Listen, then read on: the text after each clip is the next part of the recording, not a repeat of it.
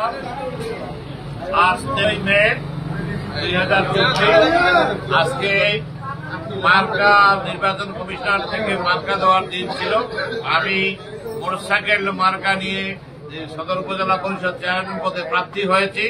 আগামী 29 তারিখের মার্কা আমার মার্কা, মোটরসাইকেল মার্কা। আমি সকলকে দিনাজপুর সদর উপজেলাবাসীর প্রত্যেক ভোটারকে আহ্বান জানাচ্ছি আমার মোটরসাইকেল মার্কায় ভোট দিয়ে দিনাজপুর সদর উপজেলার সার্বিক উন্নয়নে সহায়তা করুন।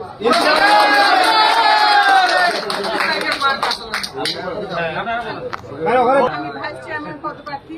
আমার প্রতীক তালা মার্কা।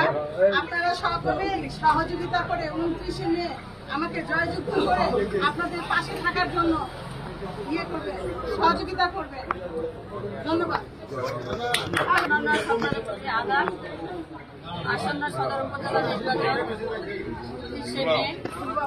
এই নির্বাচনে আমি মহিলা ভাইস চেয়ারম্যান পদপ্রার্থী পলাশ মার্কা নিয়ে আমি নির্বাচন করতেছি। আজকে মার্কে পাইলাম। সকলে আমার জন্য দোয়া করবেন, সহযোগিতা করবেন, ভোট দিবেন।